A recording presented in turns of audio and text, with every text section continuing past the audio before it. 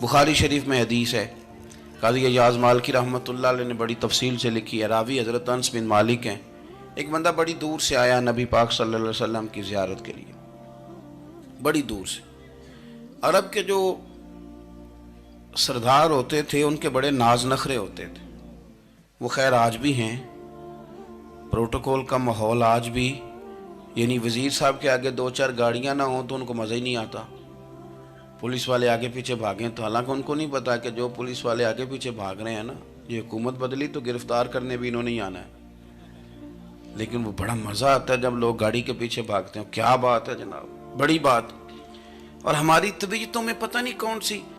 तो नबी पाक सल्लल्लाहु अलैहि वसल्लम की खिदमत में वो शख्स बड़ी दूर से आया। तो अरब के बादशाहों का मिजाज था, प्रोटोकॉल बड़ा चाहते थे। उनका तो ये तरीका था कि हुक्मरानी करनी है जैसे भी हो। अगर किसी गुलाम ने धूप में बंधा रह गया, ऊंट और छांव में नहीं बांधा तो दुर्रे मारते थे, और अगर उसने खोल के बांध दिया तो फिर भी मारते थे। कहते थे इतना सियाना हो गया तो उन्हें पूछा ही नहीं, खुद ब खुद ही बांध दिया। वो शख्स हुजूर की बारगाह में आया और बहुत सारे लोगों के पास क्योंकि वो जाता था अपने सरबराह का पैगाम लेके, तो वो कांप रहा है जब हुजूर की बारगाह में गया, डर रहा है। अब जरा बात को समझना, नबी पाक सल्लल्लाहु अलैहि वसल्लम ने उससे फरमाया क्यों डरते हो, सादा आदमी है, देहाती है, बद्दू है। अल्लाह के रसूल ने थप की दी, क्यों क्यों डरते हो? तो कहते हुजूर मुझे आदाब नहीं आते और मुझे डर आता है, कोई बात अगर ऐसी हो गई आप मदीने की हुकूमत के सरबराह हैं तो कहीं आप नाराज़ ना हो जाएं। हज़रत अनस बिन मालिक फरमाते हैं बात कहाँ की थी, पहुँच कहाँ गई।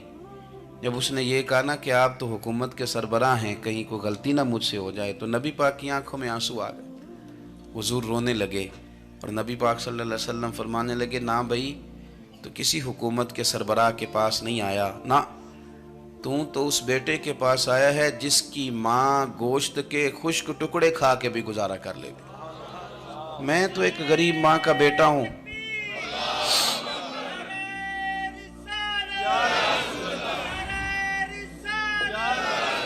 भाई अगर आपका ये ज़ौक़ बन जाए, देखो ना आज तो लोग भूल जाते हैं ना, कपड़े बदल लेते हैं तो वो समझते हैं कि शायद सारा कुछ ही बदल गया। यानी गाँव से आकर पढ़ने वाले भूल ही गए हैं कि किसकी माँ ने कितना जेवर बेचा था। लोग भूल जाते हैं चीज़ों को। अपने माजी को याद रखें, आप लोगों के साथ प्यार करें, आप लोगों को मौका दें, आप थोड़ी सी और कोशिश करें उस शख्स तक जाने की जो आपको मायूस नज़र आ रहा है, परेशान नज़र आ रहा है। ये हमें मिलाद वाले महबूब सल्लल्लाहु अलैहि वसल्लम ने दरस दिया। एक और पहलू, हुजूर सैयद आलम सल्लल्लाहु अलैहि वसल्लम ने, हमारे यहाँ ना अभी भी बरादरी की तकसीम है, अभी भी, और कुछ मैंने ऐसे कमज़ोर लोग भी देखे, ये इस तरह की हरकतें हारे हुए लोग करते हैं। हारे हुए लोग जो अपने आप को समझते हैं कि मैं कोई बड़ा आदमी हूँ। बड़ा आदमी तो अपने अखलाक से होता है, अपने किरदार से होता है, अपनी सखावत से होता है, लोगों से प्यार करने से होता है। बाकी ये कि बैठ के कहानी सुनाना कि मैं बड़ा कुछ करता हूँ, तो जो कुछ करता होता है उसे सुनाने की कोई ज़रूरत है। एक और बहुत सारे लोग आप ताज़ियत करने जाए ना वालिद के इंतकाल के बाद, तो उन बेचारों को बताना पड़ता है कि अब्बा जी मेरे बगैर दवाई नहीं खाते थे। तो मैं कहता हूँ अगर तेरे बगैर नहीं खाते थे फिर बताने की ज़रूरत नहीं, फिर तो सारे गाँव को पता होगा कि तेरे बगैर नहीं खाते थे। और अगर कोई दाल में काला है तो फिर तेरी वजाहत कोई बंदा कबूल नहीं करेगा। तो आपको बताना क्यों पड़ रहा है, और आप बार बार इस बात का जिक्र क्यों कर रहे हैं कि हम बहुत बड़े कबीले के हैं? साहब अगर आप बड़े कबीले के हैं तो पता होगा सारे इलाके को आप कितना लोगों का ख्याल करते हैं, आप किस कदर मोहब्बत करते हैं, आपका अंदाज़े करीमाना किस तरह का। फिर आपको बताने की कोई ज़रूरत नहीं होती, फिर खुद ब खुद खबर होती है।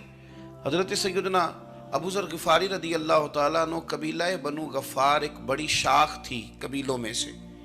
जो लोग उस ज़माने में मालदार कबीलों से ताल्लुक़ रखते थे उनमें से एक बड़ा नाम था। सारी ज़िंदगी चौधराहट की, लेकिन मिलाद एक इनकलाब का नाम है। मैं मिलाद मनाने वाले दोस्तों से गुजारिश करता हूँ कि आप हर साल मिलाद मनाएं और हर साल मिलाद के बाद आप थोड़े बदल भी जाएं, यानी थोड़े से बदल जाएं। कुछ लोग कहें यार ये दाढ़ी मैंने ना 12 रबीउल अव्वल वाले दिन रखी थी, ये मेरी मिलाद वाली दाढ़ी है। और दाढ़ी रखें भी नबी पाक की मर्जी की। किसकी मर्जी की?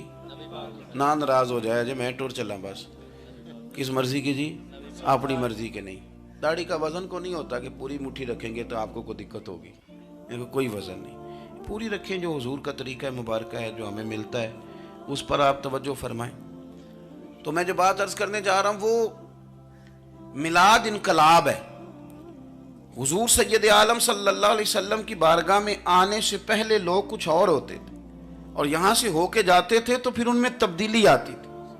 मैं सारा दिन करामतें सुनाऊँ ना किसी को अपने पीर साहब की और अपने घर में भी कि मेरे हजरत बड़े, मेरे उस्ताद बड़े, लेकिन बीवी के साथ अगर मैं तुर्श लहजे में बात करूँगा तो वो कहेगी ये सिखाते ने तेनों पीर साहब। दोस्त कहेंगे ये सिखाते हैं आप। तो आपकी कहानियाँ नहीं चलती, आपका किरदार चलता है। हज़रत अबू ज़र ग़िफ़ारी रदी अल्लाह तआला अन्हु फरमाते हैं, चूँकि मैं चौधरी था, सैयदना बिलाल हबशी रदी अल्लाह तआला अन्हु के पास में बैठा था। किसी बात में बात आगे बढ़ी और बढ़ते बढ़ते बात शकरंजी तक चली गई।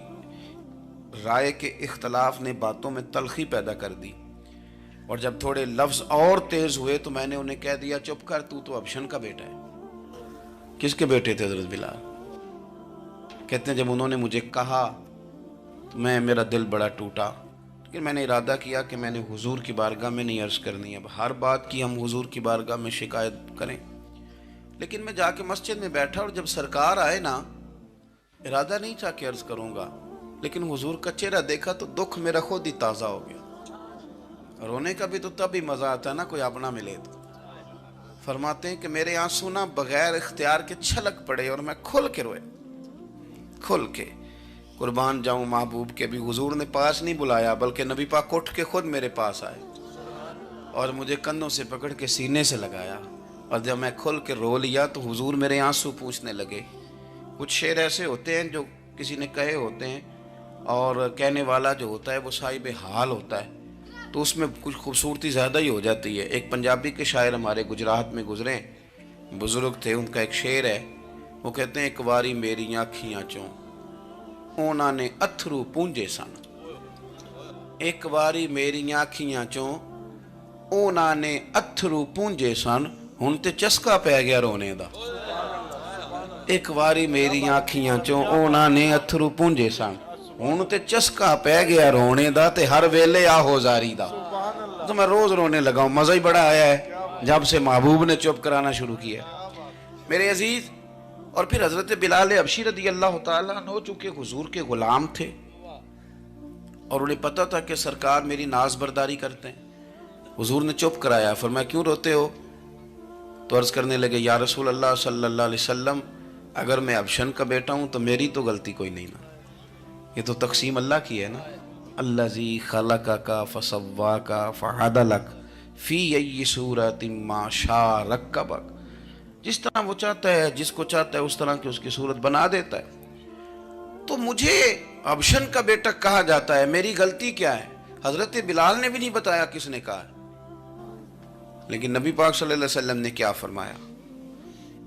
इमाम यूसुफ सालेही ने लिखा है, जरा गौर करना बात पर, तसल्लियाँ लोग और रंग में भी देते हैं पर यह तसल्ली बड़ी अनोखी है। हुजूर फरमाने लगे, बिलाल अगर तो अबशन का बेटा तो परेशान क्यों होता है? काले रंग वाली माँ का बेटा है तो परेशान क्यों होता है अगर तेरी वालदा का रंग काला है तो? अर्ज की, हुजूर आप क्या फरमाना चाहते हैं? तो सरकार फरमाने लगे, मैं दो माओं का बेटा हूँ, एक जनाब आमना जिन्होंने मुझे पैदा किया और एक हजरत उम्मे ऐमन जिन्होंने मेरी परवरिश की, मुझे बड़ा किया। हुजूर फरमाने लगे, मेरी माँ आमना का रंग गोरा था और मेरी माँ उम्मे ऐमन का रंग काला है। तो फरमाया, अगर तुझे किसी ने काले रंग वाली माँ का बेटा कहा तो उसे कह देना मदीने वाले महबूब के भी तो एक वालदा का रंग काला है, तो कह देना।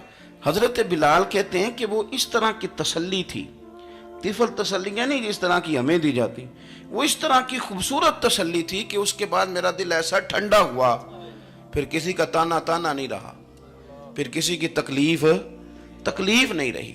रसूल पाक सल्लल्लाहु ताला अलैहि वसल्लम ने ये जो आज तकसीम है हमारे यहाँ ऊंच नीच की, छोटे बड़े की, ज़ात बरादरी की, हुजूर फरमाते हैं मैंने पाँव के नीचे रख के कुचल दी, अब इसका कोई स्टेटस नहीं रहा, अब ये कोई मामला नहीं।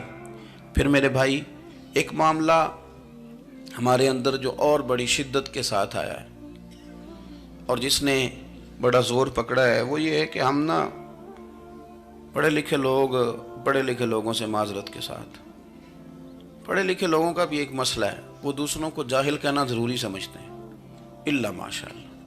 میں اکثر کہتا ہوں کہ یہ تو آسان کام ہے نا، آپ نے کہہ دیا جائل نے جی سارے پنڈ والے، یہ تو بڑا آسان کام ہے، تو جان چھڑانے والی بات ہے۔ ان پڑھ ہیں جی اس قوم دا کچھ نہیں بن سکتا، بھی تو آسان کام ہے، جان چھوٹ گئی۔ میں بھی کھڑا ہوتا ہوں نماز جنازہ کی امامت کرنے کے لیے، کبھی تو کہہ دیتا ہوں کہ جناب آج لوگوں کو نماز جنازہ کی دعا نہیں آتی، تو سوچتا ہوں کہ اگر کسی نے کھڑا کر کے پوچھ لیا کہ آپ نے کتنے لوگوں کو یاد کرائی ہے، ہم نے کبھی کہا کہ آؤ بیٹھو یاد کراؤں، تو اس کا جواب کیا ہے؟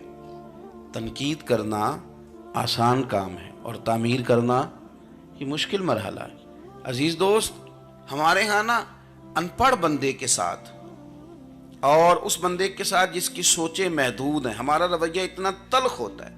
بھئی مزہ تو تب آتا ہے نا جب آپ کو، کچھ لوگ کہتے ہیں میں اچھے کے ساتھ اچھا ہوں، تو اچھے کے ساتھ تو ساری دنیا اچھی ہوتی ہے، آپ نے اس میں کیا کمال کیا؟